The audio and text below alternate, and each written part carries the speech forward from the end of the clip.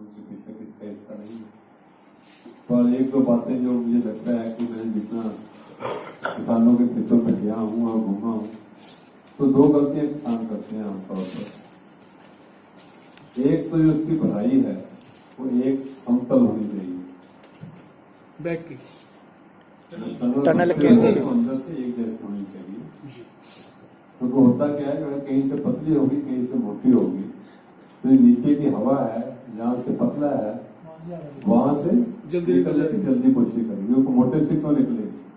अगर आप जाने को शॉर्टकट मिलता आप लंबा तो इसीलिए उसको एक जैसा बनना जरूरी होता है, पहली बात। दूसरा, उसको हल्की बनना बहुत जरूरी होता है।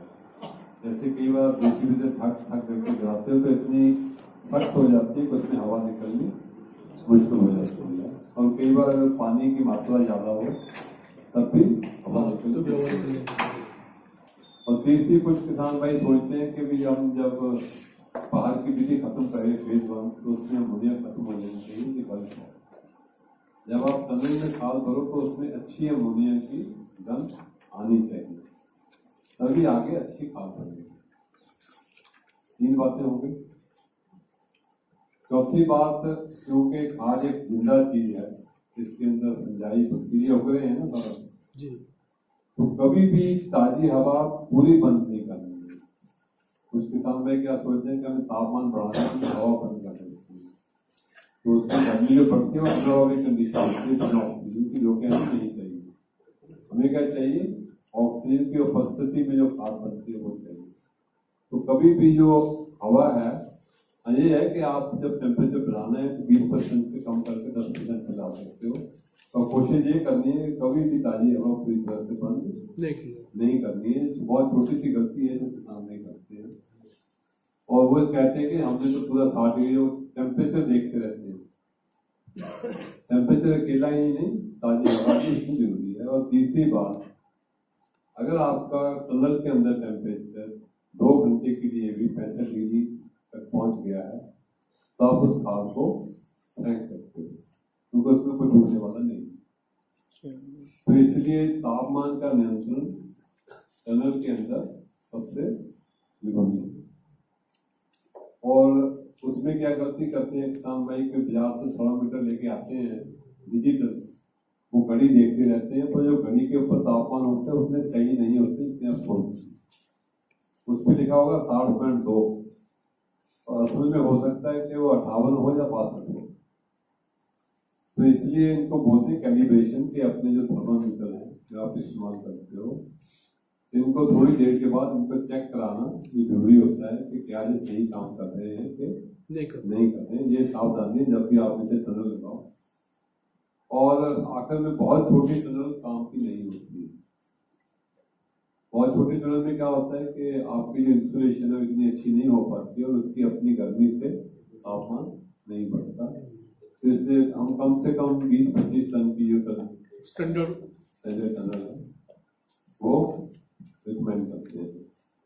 आपको कैसे पता चलेगा कि किस साइज के टनल में कितनी खाद बनेगी?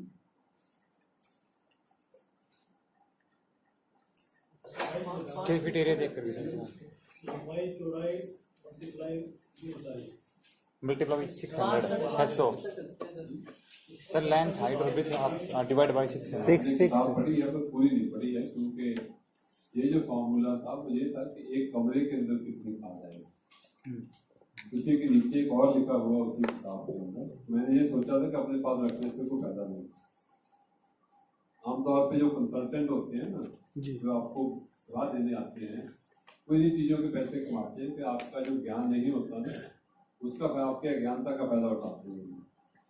तो उसमें क्या होता है कि टनल की आप लंबाई और चौड़ाई फुट के अंदर, ये ध्यान रखना है, फुट में लेके गुना करके उसको 16 से भाग कर दोगे तो कितने टन उसमें खाद बनेगी। मान लो 40 फुट पे 10 फुट की होगी, कितना हो गया? 400 को 16 से भाग किया तो 16 चौके 64 ढाई हो गया, 25 कितना आ गया? ढाई आ गया, 25 25 तो उसमें 25 टन खाद आपकी निकले। ठीक, आपने ऊंचाई तो टनल की 13 फुट रखनी होती है, वो स्टैंडर्ड है।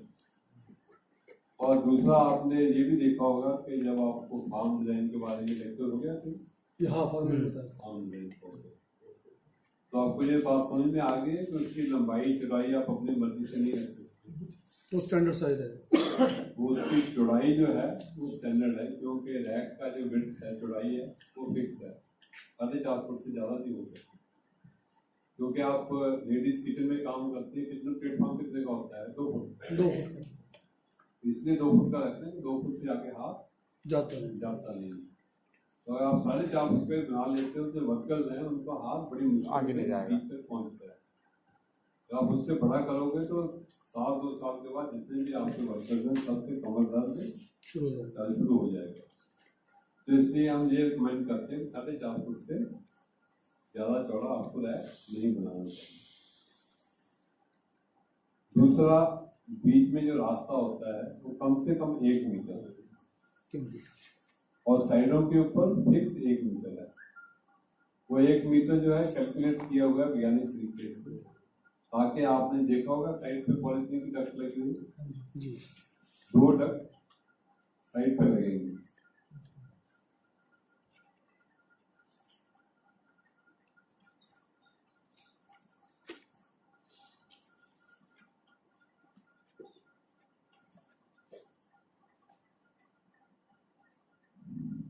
इस तरह से आपके 2 डक्ट साइडों पे लगती हैं और ये रास्ता 1-1 मीटर का होना चाहिए। और जो इनके छेद होंगे नीचे पाइप के, कुछ लोग क्या सोचते हैं कि ऊपर को छेद करेंगे तो हवा नहीं आएगी, ये छेद नीचे की तरफ भी होंगे। इस पाइप का साइज, इस छेद का साइज और छेद से छेद में कितना डिस्टेंस होगा, ये सब चीजें जो है एक कैलकुलेशन है जिसके हिसाब से करनी पड़ती है। आप पैसे के पास कभी भी आओगे तो आप क्योंकि कमरे के साइज के हिसाब से ये बदल जाएंगे। तो आपका कमरा बड़ा होगा तो ये पाइप भी बड़ी लगानी पड़ेगी, ज़्यादा हवा चाहिए ना बड़े कमरे के अंदर, तो पाइप का साइज कमरे के साइज के हिसाब से बदलता रहेगा। ठीक, तो ये इसी तरह से ऊंचाई जैसे 4 रैक हैं तो 10.5 फुट, 5 रैक हैं तो 12.5 फुट, हर के साथ 2 फुट। लंबाई आप कितनी भी रख सकते हो, पर हम ये कहते हैं कि 100 फुट से ज़्यादा लंबाई नहीं रखनी चाहिए, क्योंकि उसमें हवा, उसकी सर्कुलेशन मुश्किल हो जाती है, पर उसके लिए जो तकनीक है वो बिल्कुल अलग है। तो उसमें जो टनल लगते हैं उसको बोलते हैं एस टनल, जो अपने इंडिया के अंदर भी विकसित नहीं हुई है। तो उसमें टनल घूम के एस की तरह से आती है, वो बीच में से भी आती है, साइड में भी आती है। वो अपने अभी हिंदुस्तान के अंदर ऐसा चलन नहीं है। तो हम यही कहते हैं कि आप कम से कम 1 मीटर का रास्ता छोड़िए। और इसका एक स्टैंडर्ड डिजाइन, क्योंकि मुझे पता था कि किसान भाई पूछेंगे कहाँ से मिलेगा इसका, तो आपकी किताब के अंदर भी लिखा हुआ है कि कितना गैप होना चाहिए क्या नहीं तो हमारे मशरूम सेंटर का जो सोलर में रिटायर होने से पहले ये सारा जो हमारा वेबसाइट है उसके ऊपर नोट किया हुआ पूरी रिपोर्ट, ये कमरे का साइज, ये पॉलीथीन का साइज कितने हो, कैसे हो, ये सारा उसके अंदर nrcmushroom.org आपने से कुछ लोगों ने देखा होगा जी। तो उसके अंदर शुरू में एक और लाइन स्क्रॉल करती रहती है span lab and project report के लिए। आप उसको क्लिक करोगे तो आपको स्पान लैब के लिए और इसके लिए पूरी जानकारी वहां से मिल जाएगी।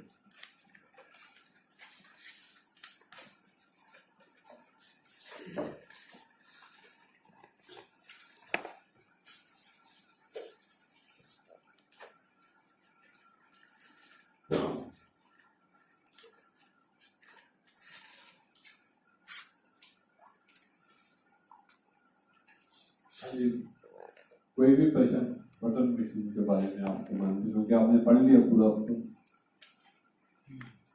आपको क्या लगता है कि बटन शुरू से ही सफेद था कि बाद में सफेद हुआ? ये बताया 1926 से पहले जो भी बटन मशीन थे ये ऊपर से भूरे रंग के होते थे और एक किसान के जो खेती कर रहा था उसके कुछ बैग के अंदर सफेद मशरूम निकले थे, जिनका कल्चर बनाने के बाद दुनिया के अंदर सफेद मशरूम का चलन हुआ है। जिसका मतलब ये है कि कुदरत के अंदर जो बटन मशरूम होता है अभी भी सफेद नहीं होता, ये आपकी खेती जो करते हैं उसी में होता है। और दूसरा, ये बहुत पुरानी तकनीक नहीं है बटन की खेती करने की, क्योंकि आपने देखा होगा कल्चर ट्यूब देखते होंगे, ट्यूब के अंदर कल्चर, ये 1900 से पहले, आज से 100 साल पहले वैज्ञानिकों को इसका कल्चर ही तैयार करना नहीं आता था। 1900 के अंदर पहली बार ये कल्चर तैयार किया गया इंडिया में सर, दुनिया के अंदर, दुनिया में। और आपने गेहूं के दाने के ऊपर बीज बनता देखा है जी। इसका जो पहला पेटेंट हुआ था वो 1932 में हुआ था। मतलब 1932 के बाद ही गेहूं के दाने के ऊपर बीज लाने की विधि विकसित होनी शुरू हुई। पहले तो 5-4 साल तो ऐसे लग जाते थे।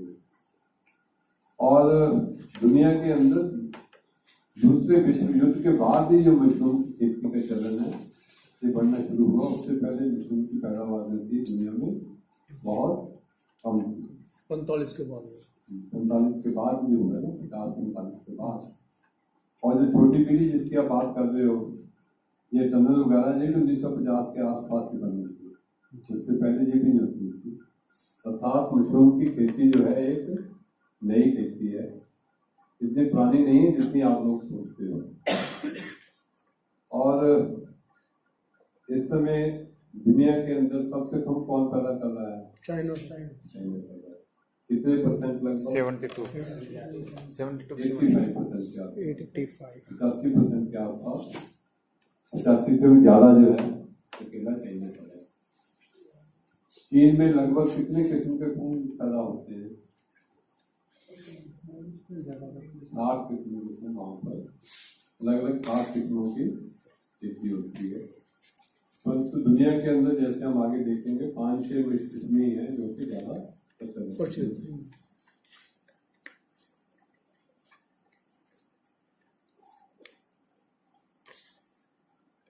और यूरोप के अंदर जो बटन मशरूम है, यूरोप, यूएसए, ऑस्ट्रेलिया, यहाँ पर आज भी जब मशरूम बोलते हो तो बहुत से लोग मशरूम का बटन मशरूम भी समझते हैं जी, क्योंकि वहाँ 98% जो खेती होती है वो बटन मशरूम की होती है। ये दूसरे मशरूम की खेती अभी शुरू हुई है, पहले बहुत नहीं चलन से नहीं थी।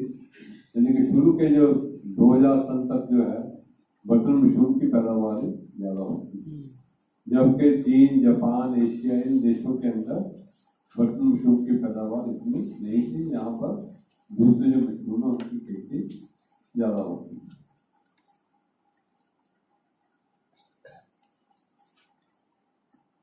और आप गेहूं बीजते हो तो आप क्या बोलते हो? गेहूं का बीज दे दो कि आप किस्म बोलते हो जाते? आप बाजार से जब बीज खरीदते हो तो आप अपनी किस्म का नाम बताते हो ना? जी जी। तो आपने कभी पूछा है कि मशरूम की भी किस्में होती है कि नहीं होती है?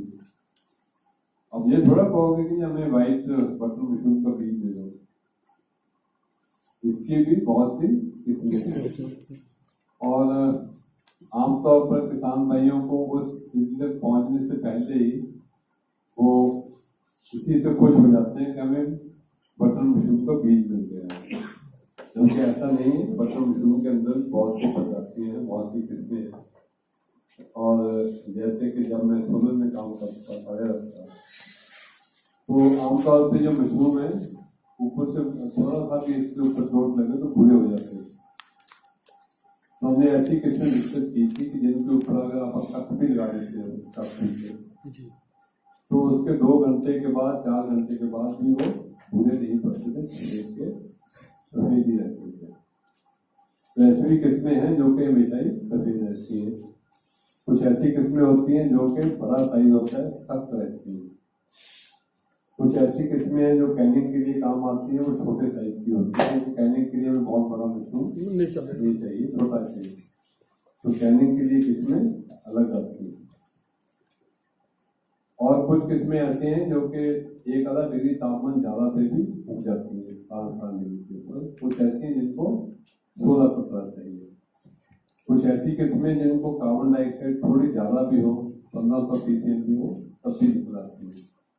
कुछ ऐसी हैं कि अगर 1000 से कम नहीं होगा तो मशरूम नहीं निकलेगा।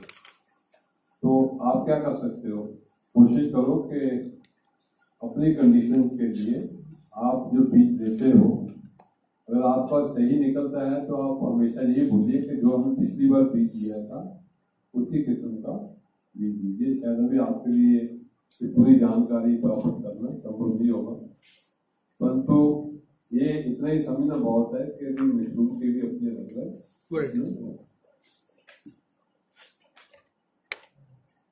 और क्या पूछें आपसे, आपका टेस्ट की तैयारी हो रही है? जी सर। यही सवाल पूछेगा और क्या पूछेंगे आप? उसमें वैरायटी तो लिखी होती होगी, कहाँ लिखी होती है? आप लेने जाते हो। हमारे क्या है कि कोई भी वैरायटी का एक्ट नहीं है। होता क्या है कि जितने भी प्राइवेट लेबोरेटरी वाले हैं ये सोलन से या कहीं से भी बीज लेके उसको अपने नाम दे देते हैं।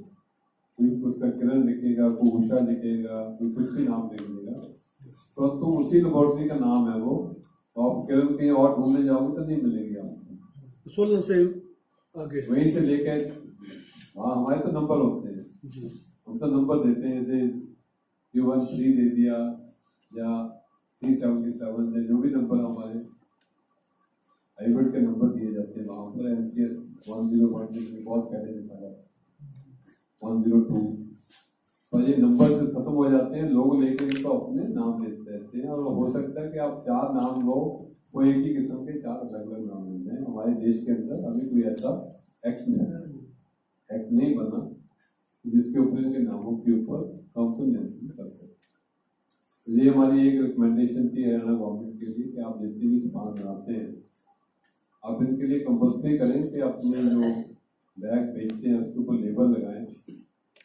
जिसके ऊपर किस्म का नाम सही लिखें, और उसके साथ किस तारीख को वो बीज बनाना शुरू किया, किस तारीख को बीज पूरा हुआ, ताकि किसान भाई जब देखते हैं तो उनको पता होना चाहिए कि बहुत पुराना बीज है क्या बीज उसकी एक्सपायरी है नहीं है। और बीज ले जाते समय किन बातों का खास ध्यान रखना चाहिए? पेड़ा नहीं बढ़ना चाहिए सर, निशान रहना चाहिए बिल्कुल जगह में ना हो, अगर बस में ले जाते हैं तो टेम्परेचर के सेट पास होना ना हो, चाहिए। टेम्परेचर का ख्याल रखा जाए और धूप में ना ले जाके इसको रात को लिखना है, किताब मान पे ले जहाँ हवा ज्यादा चल रही हो छत के ऊपर नहीं रखना है, कोई निशान नहीं होना चाहिए बीज को, और तापमान 32 डिग्री के ऊपर अगर होगा तो खराब होने की संभावना नहीं है, हो जाए। वो एक बार एक किसान पे मैं गया था तो यहीं से लेके गया था बीज, तो कहते आगे तो हम लेके आते थे बहुत अच्छा आता था, इस पर हमारा एक भी कुछ नहीं निकला। मैंने कहा भी ऐसे तो हो नहीं सकता कि एक ना निकले, तो मैंने उसको बैठ के पूरा अब पूछना शुरू करते हुए क्या हुआ था, कब लेके आए थे, किस महीने में गए थे। तो मुझे लगा कि गर्मियों में आया था, तो जो वर्कर था उससे पूछा कैसे लेके आया था, ये बस में तो जगह नहीं थी, मैंने छत पे रखे थे। तो वो कहता है कि ये बैग देखने को तो वैसे ही अच्छे लग रहे थे, ठीक लग रहे थे, तो मैंने उसको मजाक में कहा कि मरा हुआ आदमी भी आदमी लगता है, बंदा थोड़ी बन जाता तो देखने को तो बीज वैसे ही दिखेगा क्योंकि बंद है वो, उसके ऊपर बाहर से कोई बैक्टीरिया नहीं आ सकता। इसलिए ये खास ध्यान रखना है कि धूल मिट्टी से बचाना है, गर्मी में नहीं लेके आना है, और लाने के बाद इसमें कोई देखने वाली चीज नहीं है, खोल के नहीं देखना है, जब इस्तेमाल करना है तभी खोलना है। और तब भी पहले तो आप देख के लाओगे कि इसके अंदर कोई कंटेमिनेशन हरा पीला कोई कपड़ा नहीं है, और खोलते समय भी अगर निकल जाए तो उसको उसी समय बंद करके वापस अपने हाथ धो के फिर काम आगे चालू करें। एक और समस्या है जिसका किसान भाई ज्यादा ध्यान नहीं देते हैं, मुझे है कि जब हाथ खोलते हैं आप टनल में तो उसमें एक खुशबू आती है जिसके ऊपर जो मशरूम की मक्खियां हैं वो आकर्षित होती है, उसी समय वहाँ पे खाद करके दे देती है, और जब आप मशरूम निकलते हैं उसी के साथ ही मक्खियाँ उनका चक्कर ऐसे बना हुआ है कि उसी के साथ पूरा हो। इसलिए जहाँ पे आप बीज मिलाते हो वो जगह भी अच्छी तरह से साफ सुथरी होनी चाहिए, और हो सके तो वहाँ पर मक्खियों का प्रकोप से बचना है। उसके 2-3 तरीके हैं। पहले तो ये होता है कि आपका जो कमरा है पानी का एरिया अलग होना चाहिए, अगर ऐसा नहीं है तो आप क्या कर सकते हो, आप आस पास शुरू करने से पहले दवाई छिड़क सकते हो, मैलाथन वगैरह हार के ऊपर या काम करना। अगर और कुछ भी नहीं तो मैं एक को हंस रहा था, मैंने कहा कि शादियों के बड़े बड़े पंखे मिलते हैं, हाँ जी, जब आप पंखे भी तेज चलाओगे वो तो मुख्य तभी हो सकता है कि मक्खियाँ उसके ऊपर ना पहुंच पाए, थोड़े सी एरिया के अंदर जहाँ पे आप काम कर रहे हो। तो मक्खियों से जो है बचाव इसलिए जरूरी है कि मक्खियाँ खुद तो नुकसान करती हैं, बाकी बीमारियां हैं उनको भी फैलने में मदद करती हैं। फिलहाल बहुत ज्यादा सर, बीज उनके जो बीज होते हैं उनके साथ चिपक के एक दूसरे से दूसरे में चले जाते हैं। वेट बबल में क्या जानकारी आपकी है? वेट बबल में क्या, वेट बबल तो पता चल गया होगा ना आपको, गीला बुलबुला एक प्रकार की बीमारी आती है मशरूम में। बीमारियां दो प्रकार की आती है मशरूम के अंदर। एक तो वो बीमारियां जो कि हमारी गलती के कारण आती है, तो जैसे खाद में अगर थोड़ी सी अमोनिया रह गई तो उसमें वो फाइनस निकलेगा, जब मशरूम पतले से मशरूम निकलते हैं तो दूसरे दिन काले होके पिघल जाते हैं। यहाँ इसके अंदर आपके कई तरह के प्लास्टर मोल्ड हैं। अगर आपकी खाद में ऑक्सीजन की कमी रह गई है तो उसके अंदर जो है जैसे फौजियों की बत्ती होती है ना हरी, खोलोगे तो अंदर हरी हरा दिखेगा, उसमें बीज फैला नहीं होगा, उसमें रोग नहीं होगी।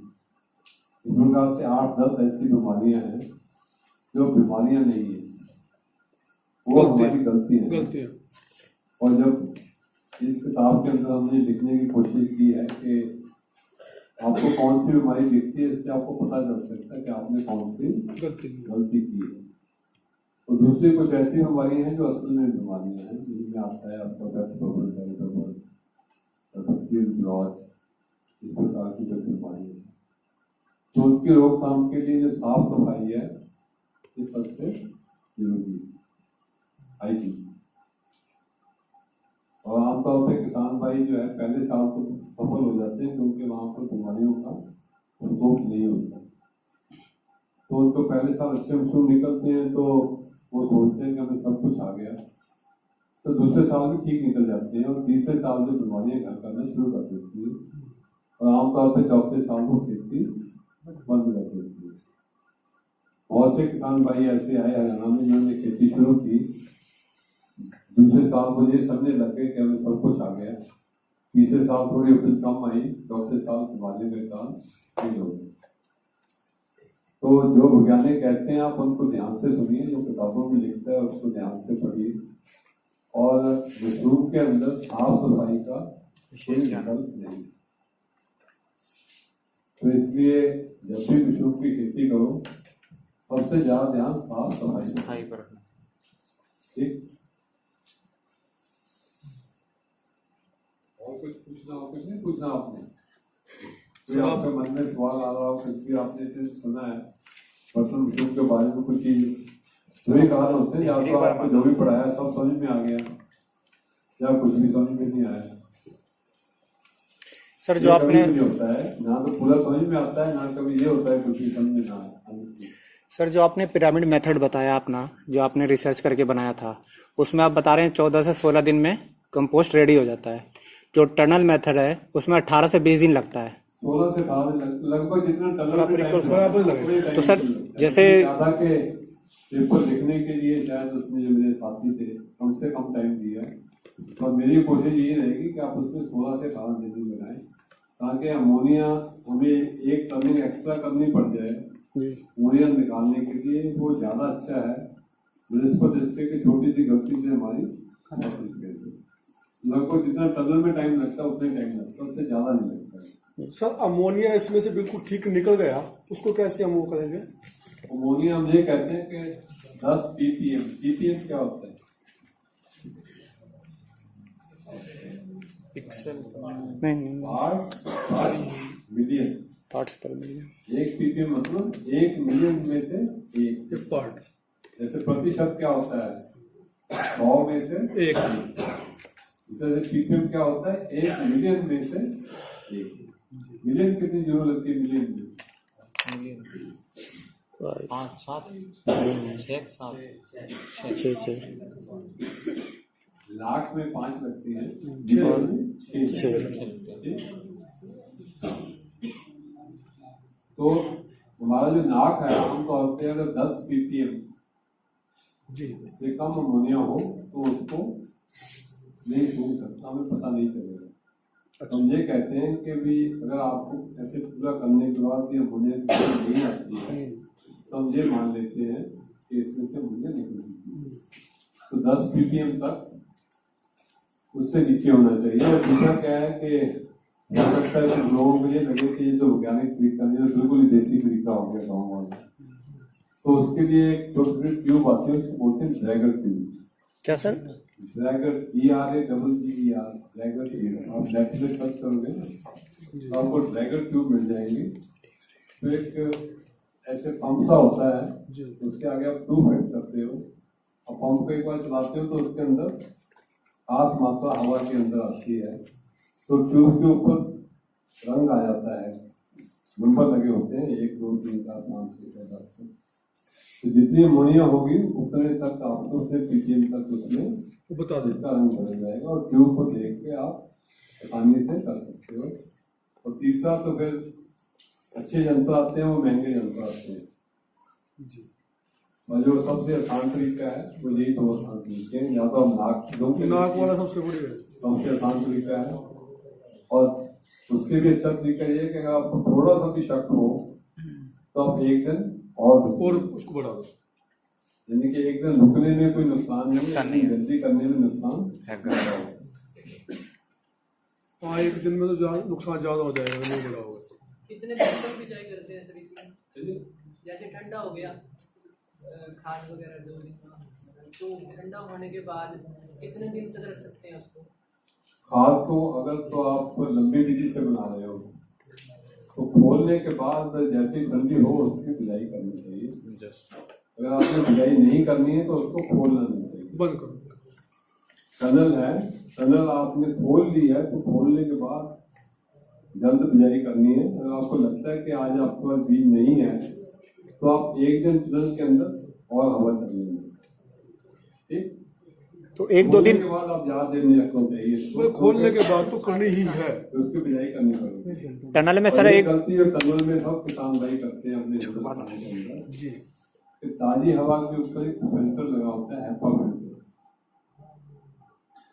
हाई एफिशिएंसी पार्टिकल के लिए। मतलब जो बाहर से कीड़े मकोड़े बसीरे आते हैं ना हवा से, उनको रोकने के लिए। तो ताजी हवा जब अंदर डाल रहे हो ना तो उसमें वो शुद्ध होनी चाहिए, नहीं तो क्या होगा कि आप हवा निकाल लो, एक बार हवा निकली फिर हवा निकली, तो जितने भी हवा के बैक्टीरिया हैं थोड़ी देर के बाद क्या होगा कि उसके नीचे की सतह के ऊपर इकट्ठे होते रहेंगे। हवा में उतनी बीमारी नहीं हुई जितनी आपकी हाथ में इकट्ठी हो जाएगी। तो इसलिए आपको ताजी हवा के ऊपर फिल्टर लगाना पड़ता है और फिल्टर बहुत जल्दी बंद हो जाते हैं, तो उनको बार बार साफ भी करना पड़ता है या बदलना पड़ता है। तो ताजी हवा के ऊपर टनल के अंदर फिल्टर लगाना जरूरी है। और क्योंकि फिल्टर में से हवा कम निकलती है तो इसलिए कुछ किसान भाई क्या करते हैं, जितना टनल का साइज होता है पाइप को उतना सा फिल्टर ले आते हैं, उसमें से हवा नहीं निकलेगी। फिल्टर का साइज काफी बड़ा होता है, पाइप से बड़े साइज का। आप शक्लें देखोगे ना इसके ऊपर तो फिल्टर का साइज हमेशा ही काफी बड़ा होता है। आपके जो पाइप का साइज जो सर्कुलेशन की डक्ट बनी हुई है वो डक्ट के साइज से इसका फिल्टर का साइज बड़ा होता है। इधर लगा हुआ ना इसमें कैसे फिल्टर होते हैं सर? जाली वाले होते हैं जो ये पेपर वाले? जाली वाले नहीं होते। अब आप देखोगे तभी समझ में आएगा, HEPA फिल्टर लगे हुए हैं यहाँ पर, इधर लगे हैं ना सर? देखेंगे या लैमिनार फ्लो जिसमें आप काम करते हैं, लैमिनार फ्लो देखो ना, जहाँ स्पान बनता है वो मशीन देखी है अंदर भी अंदर नहीं गए। देखा था पर अंदर अंदर नहीं गए। वो जो मशीन जिसके सामने बैठ के हम काम करते हैं हाँ जी उसमें जो हवा आती है वो फिल्टर देखा था, वो फिल्टर है। देखा सर फिल्टर। उसके नीचे फिल्टर लगे होते हैं और फिल्टर के आगे मोटर लगी होती है। वो मोटर हवा फेंकती है, ऊपर को हवा निकलती रहती है। तो यहाँ हम काम करते हैं वहाँ कोई बीमारी नहीं होती, यहाँ दिखाया था सर, जीवाणु रहित होता है ना, तो जीवाणु रहित हवा के लिए फिल्टर लगे होते हैं। सर जैसे आप बोल रहे थे कि 2 साल के बाद प्रोडक्शन कम हो जाती है, बीमारी ज़्यादा आ जाती है, अगर हम बीच में गैप दे दें 1 साल का तो अगर फिर दोबारा वहाँ पे कई किसानों ने किया है, कई किसान भाई तो ऐसे करते हैं 2-3 साल खेती करने के बाद जगह बदल लेते हैं। भी पहले यहाँ की थी, अगली बार 3-4 किलोमीटर की और जमीन लेके वहाँ पे कर दी। ये जब तक आपके पास और सुविधा नहीं है तब तक सही है, पर लंबे समय के लिए सही तरीका नहीं है। नहीं तो जैसे कभी ना कभी जो है बीमारी आपको पकड़ लेगी। आप डिले कर रहे हो और उसको थोड़ा पीछे लेके जा रहे हो, आप बच नहीं पाओगे। सर एसी के अंदर भी ये बीमारी रहेगी या उसमें नहीं है, इसका कुछ ऐसा असर पड़ता है? अगर हम एसी प्लांट लगाते उसमें भी हैं, जो एसी प्लांट होता है हाँ जी उसमें भी जो फिल्टर लगे होते हैं बाहर हवा में, जी, वहाँ भी आपने फिल्टर नहीं लगाए तो वहां पर भी जो बीमारियां आना शुरू हो जाएंगी। वैसा नहीं वहाँ बीमारियां नहीं आती, इसमें भी बीमारियां आती है, परंतु उसमें ये है कि एक तो क्योंकि खाद के अंदर जो बीमारियां खाद से आती हैं वो खत्म हो जाती है। अब खाद को रोक लेते हो, कीड़े मकोड़ों की एंट्री रोक लेते हो, जो उस कमरे के अंदर हवा आ रही है कुछ हद तक साफ हो, तो इन तीन चीजों से ही काफी बीमारी रुक जाती है। और चौथी जो वर्कर जाते हैं और वर्कर्स की साफ साफ सफाई। पांचवी जो आप उसमें औजार इस्तेमाल करते हो, चाहे वह चाकू है चाहे स्प्रे पंप है, उनकी साफ सफाई चाहिए। तो सारी चीजें पढ़ाई होगी आपको इसके अंदर, तो क्या क्या प्रिकॉशन चाहिए। सर जो आपने ये विधि बताई हमें 14 से 16 दिन वाली, इसमें और जो आपने वो बंकर वाली बताई, तो ये क्यों ना करें जो इसमें पैसे कम लगते हैं लोग? ये आपको बताया ना कि जब तक आप बंकर विधि में नहीं जाते और लंबी विधि से ही करना चाहते हो तो आप बेशक एक पाइप में छेद करके वो पाइप नीचे डाल दोगे तब भी आपको लंबी विधि से अच्छी खाद मिलेगी। अच्छी खाद मिलेगी। तो सर बंकर में क्यों जाए, जो कि बंकर बहुत महंगा है? क्योंकि बंकर महंगा है पर ये श्योर शॉर्ट तरीका नहीं है। इसमें भी जो खाद बनेगी ना, आप मैं ये कहूँ पूरी तरह से तुम्हारी रैश बनेगी, मैं और गारंटी नहीं दे सकता। ऐसा नहीं, पूरा तापमान ढकने के बाद भी सारे का तापमान एक जैसा हो जाएगा, नहीं हो सकता। तो पाश्चराइज नहीं होगा, पाश्चराइजेशन उतनी सही नहीं होगी, काफी हद तक हो जाती है, पूरी नहीं हो पाती। जबकि आप टनल में जो करते हो, टनल में क्योंकि पूरी टनल में एक जैसा तापमान होता है तो वहां पे पाश्चराइजेशन पूरी। तो पाइप वाला भी डंक पाऊँ कई बार ढंग हुआ है, पर लंबी विधि से अच्छा है। लंबी विधि से अच्छा। आप लंबी विधि से काम करने की बजाय 2-4 पाइप डाल देते हो तो आपको टर्निंग कम देनी पड़ेगी, टाइम कम लगेगा, लेबर बचेगी, वर्कर्स को जो बदबू आती है काम करते समय बदबू नहीं आएगी, टाइम बचेगा, और खाद की क्वालिटी जो बनेगी आप खुद देखोगे कि उसके पास ताजी हवा के कारण जो कुछ सफेद आते हैं उनको बोलते हैं पैर बैंक, जो कि अच्छी चीज होती है, वो इसमें बहुत ज्यादा बनेगी अगर आपने पाइप डाल दी। तो आपने और कुछ नहीं करना, तो एक मोटी पाइप लेके उसमें छेद करके वो नीचे डाल दीजिए, तो उसी से आप देखोगे कि आप ये दोनों एक टाइल ला के देखना, एक टाइल दूसरी एक ये, उसमें कितना फर्क आएगा। सर आपको तो बहुत एक्सपीरियंस है इसका। अगर हम खाद बड़ी कंपोस्ट बड़ी बनाई ले, अपनी बनाए, तो उसमें कितना डिफरेंस पड़ता है? जब बनी बनाई देते हो तो अगर वो अच्छी जगह से है जी तो चांसेस है कि उसकी खाद आपसे अच्छी होगी जी, क्योंकि आपको भी उतना एक्सपीरियंस नहीं है खाद में। तो आप जो उसमें 2 पैसे कमाओगे अपनी खाद बना के, हो सकता है कि दूसरी खाद के ऊपर 2 पैसे ज्यादा देके आपने अपने समय की बचत की। पैसे उतने नहीं बचेंगे आपको, परंतु अगर आप अपने समय की कीमत लगाते हो और अपनी जो रिस्क है उसको कीमत निकालते हो तो उसमें बहुत ज्यादा फर्क नहीं है। और उसके साथ आपकी वो बढ़ जाए, यील्ड एवरेज बढ़ जाए, आपकी यील्ड भी बढ़ सकती है। आपने जो 1 महीना लेबर एक्स्ट्रा लगानी थी उससे भी बच गए आप। फिर आपने कुछ जगह भी चाहिए अलग से। तो इसलिए अगर आपको अच्छी जगह से खाद मिलती हो, खास करके जब आप सीख रहे हो, तब अच्छा है कि आप पहले खाद लेके खेती कैसे करनी है वो सीखें। तो उसके बाद आपको आमतौर पे किसान भाई क्या करते हैं कि जब उनकी फसल नहीं निकलती तो सबसे पहला दोष वो बीज को देते हैं, ये हमें बीज सही नहीं है। जबकि आमतौर पे हमारा एक्सपीरियंस ये है कि गलती जो होती है किसान की और किसी स्टेप पे होती है। बीज के ऊपर बीज का सही या ना सही तो होता ही नहीं है। आमतौर बीज की किस्में होती हैं उनको बहुत बड़ा फर्क पड़ता है, परंतु आमतौर पर जो है बीज सब सही होते हैं जब तक उसके अंदर कंटेमिनेशन नहीं है, अंदर बीमारी नहीं है, तब बीज सही होते हैं। आमतौर पर गलती जो होती है खाद बनाने की होती है। तो इसलिए सही खाद जो है ये सबसे जरूरी है, चाहे आप खुद बनाओ चाहे बनी बनाई दीजिए। हाँ, ये है कि जो बनी बनाई बेचेगा वो भी 1 रुपया तो कमाएगा। कमाएगा। तो वो रुपया आप खुद बनाते हैं तो आप खुद कमाते हो उसको, तो वो आप उसको बैलेंस करना पड़ेगा कि अगर आपने उसको 1 रुपया दिया है तो उसने जो समय लगाया उसको बनाने के लिए उसको समय की कीमत है। तो नेट प्रॉफिट हो सकता है थोड़ा कम हो, पर जो नेट मेहनत है उसको देखते हुए मुझे लगता है कि थोड़ा मुनाफा कम लेना ज़्यादा सही है, क्योंकि उसकी गलती हो जाती है। उससे भी अच्छा है अगर आपको कोई ऐसे बैग दे जिसके अंदर बीज पूरा फैला हो। आप कहो कि हमें तो बीज डाला हुआ नहीं, हमें तो पूरे बीज फैलने वाले बैग चाहिए, तो उससे क्या होगा, आपके फेल होने के चांस और भी कम हो जाएंगे। अगर आप 2 पैसे एक्स्ट्रा भी दोगे तो ये गारंटी होगी कि आप जितने बैग लेके आए उसमें से कुछ लिखेंगे। सर उसके ट्रांसपोर्टेशन में उसको मान लें यहाँ से लेके जाता हूँ, करनाल लेके जाता हूँ, तो जो फैले हुआ वो होगा अपना कोई फर्क नहीं पड़ता, कोई फर्क नहीं पड़ता उसको देशों ऊपर के नीचे। अंदर जितनी भी खाद वो लेके जाते हैं। जी आपने फेज 1 और फेज 2 के बारे में सुना है यहाँ पर? जी फेज 1 फेज 2 सुना है एक्चुअली? जी जी फेज 1 जो बाहर करते हैं, फेज 2 टनल में करते हैं। टनल में करते हैं। तो देशों के अंदर इसके बाद आती है फेज 3।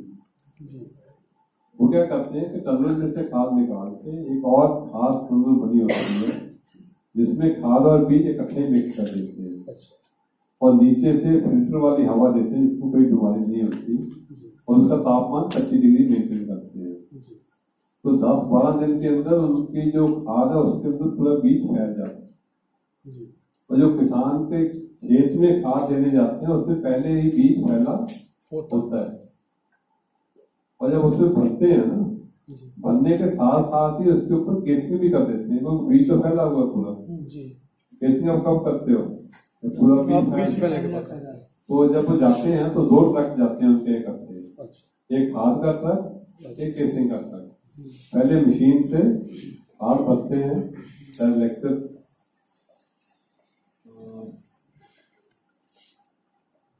जब भरते हैं सब जाड़ा भी तो टूट जाता है फिर भी। भरते हैं अगर जाले से फर्क नहीं पड़ता है, आज 2 दिन रुक के अंदर एक्स्ट्रा लग जाएंगे और बस। एक दिन आप उसको तोड़ भी दोगे ना फिर रखोगे तो अपने आप जुड़ जाता है। 2 दिन ज़्यादा एक्स्ट्रा लग टूटने जाएंगे। नहीं होता है। अच्छा तो उसको भर के साथ साथ ही केसिंग करते हैं, 1 दिन के अंदर जितनी इंक्रीज होती है अपने आप ठीक हो जाती है। सर जी कल यहाँ से 2 ट्रॉलियाँ गई हैं भर के कंपोस्ट की, तो वो ऐसे खुले में लेके जाना कितना सही है सर? वो खुले में ले जाना बिल्कुल गलत गलत है। और अगर ये लेके जाते हैं तो कितनी दूरी तक सही रहता है सर? किसमें? ये ले यहाँ पे जो आसपास के जो किसान है वो मंगवाते हैं यहाँ पे ट्रॉलियाँ। अगर आप ढक के लेके जाते हो उसको ऊपर से हाँ हाँ तो कोई क्योंकि मिट्टी पड़ेगी, मक्खियां बैठेंगी तो सब बीमारी का घर रहेगा। कल खुली जा रही नहीं वो तो कितना भी अच्छा नहीं है। हाँ आप खुली कितनी चीज दूर तो हो आप तो खुली सब्जी भी लेके आते हो वो भी अच्छी नहीं तो कोई खा रहे काफी देर तक तो यही भी खड़ी रही थी। खुली चीज खाद नहीं होगी वो। कंपोस्ट था सर, कंपोस्ट थी सर। था सर वो। जाके लगा देंगे। अपना हरियाणा में खाद वाली एक यूनिट लगाते हो हैं जाता है, बुनकर बना के। बस सही तरीका नहीं, सही तरीका नहीं। बाहर जो खाद आती है वो पूरे बंद ट्रक होते हैं, एयर कंडीशन ट्रक होते हैं जिसमें तापमान नियंत्रित होकर लेकर आते हैं। वहां पर जो खाद बनी बनाई खाद जिसमें बीज फैला होता है, जो मशीनें उनकी बनी हुई है, वहां उनके पास लेबर इतनी नहीं है कि खाद हाथ से भरे। उनको रैक के ऊपर जाली लगी होती है, जाली से ऐसे खींचते हैं और पूरे रैक के ऊपर खाद फैल जाती है। फिर दूसरी मशीन आती है, वो भी ऐसे बेंच मशीन बोलते हैं, वो चलती है तो चलती चलती ऊपर जितनी केसिंग चाहिए उनके जो रैक होते हैं वो फिक्स होते हैं, उनके ऊपर रोलर से मशीन चलती है, वो मशीन चलते हुए ऊपर से उतनी केसिंग करती जाती है। तो आपको 2 घंटे के अंदर पूरे कमरे के अंदर 5 शेल्फ के अंदर 5 या 10 शेल्फ 2 घंटे के अंदर पूरी भर के चले जाते हैं। तो आपको सिर्फ ये करना है कि पानी, तापमान और कार्बन डाइऑक्साइड देखनी है, और उसके लिए भी उन कमरों के अंदर कंप्यूटर लगे होते हैं कि जैसे प्रोग्राम बने हुए हैं कि कितनी नमी चाहिए, कितना पानी चाहिए, कितनी टेम्परेचर चाहिए, कंप्यूटर के हिसाब से ऑटोमेटिकली कंट्रोल होता है। हमारे यहाँ जो हीट आती है वो ज्यादा से ज्यादा कितनी आती है? 18%, 20%। 100 किलो खाद में से 20 किलो ये अपर वैल्यू है। आम किसान जो है उनकी 16 से लेकर 18 के बीच में आती है। चलो इतने भी कमर्शियल यूनिट। यूरोप के अंदर ये आती है 32 से 35, हो जाएगा डबल हो सर। Almost double. और उनके फॉर्मूले में हमारे फॉर्मूले में एक भी फर्क नहीं है। जितनी दूरी हम डालते हैं उतनी वो डालते हैं, जितनी चिकन हम डालते हैं उतनी ही। तो सर ये फर्क क्यों? फर्क है सर, आग बनाने के अंदर भी उन्होंने कंट्रोल सिस्टम बनाए हुए हैं, और खेती करते समय जिस हिसाब से नमी, तापमान और कार्बन डाइऑक्साइड को कंट्रोल करते हैं, हम उतना अच्छा नहीं कर सकते। बस सिर्फ उनके जो कमरे के अंदर जो वातावरण है उसको नियंत्रित करने से ही उनका जो झाड़ है हमसे लगभग ज्यादा। दुगना हो गया। बताया कितना फर्क है। Sir AHU air handling unit तो इंडिया में भी हैं, कई बड़े बड़े प्लांट है इंडिया में, और उन पे भी इस तरह के अपने रिसर्चर हैं जो इस तरह से प्रोड्यूस कर सकते हैं। तो क्या वो कर रहे हैं या वो भी यही एवरेज ले रहे हैं? तो सिर्फ इसके लिए है कि आपको हवा आएगी, बस ये जी, जी। आगे जो होते हैं कंट्रोल सिस्टम लगते हैं ऑटोमेटिकली, जी जी कि कब AHU ऑन हो जाए कब ऑफ हो जाए। अभी हम क्या करते हैं, सारा कुछ मैन्युअली चल रहा है, अपने हाथ से देखते हैं ना, नाप के अपने हाथ से चालू करते हैं, अपने हाथ से बंद करते हैं। वहाँ हाथ से नहीं करते हैं, वहाँ कंप्यूटर के प्रोग्राम बने होते हैं। जैसे आपकी नमी इतनी कम हो गई तो कौन सी मशीन चलेगी, जैसे कार्बन डाइऑक्साइड इससे बढ़ गई तो ऑटोमेटिकली ऑटोमेटिकली चलेगी। उससे क्या होता है, जो आपके तापमान में पैरामीटर है ना, जैसे अपन में लिखे हुए हैं, जैसे आपको शायद बताया होगा कि जब पिन एंड बनते हैं जी तो हम पानी नहीं देते, बिल्कुल नहीं देते हैं। पता ना आपको? जी जी तो उसमें पानी नुकसानदायक है, पर नमी हमें उस समय चाहिए होती है। और जब पिनट थोड़े बड़े हो गए तो हम पानी भी देंगे और नमी हमें कम चाहिए। जब पिनट बन रहे हैं तो कार्बन डाइऑक्साइड 1000 ppm चाहिए, जब बड़े हो रहे हैं तो हम उसको 1000 को 1500 भी कर सकते हैं। तो उनके अंदर ये सारे पैरामीटर जो हैं कंप्यूटर के अंदर डिफाइन किए होते हैं। ऑटोमेटिकली उनकी जो कार्बन डाइऑक्साइड 1000 से 1200-1300 हो जाती है, नमी 95 से 85 हो जाती है। तो जितने पैरामीटर हैं अपने, तो यहाँ पर किसी को कार्बन डाइऑक्साइड तो खैर देखते ही नहीं हम, नमी हम ऐसे उल्टा हाथ लगा के देखते हैं कि नॉर्मल है कि नहीं, ऐसे देखते हैं। और तो कुछ तरीका नहीं, हम वो भी नापते हैं। तापमान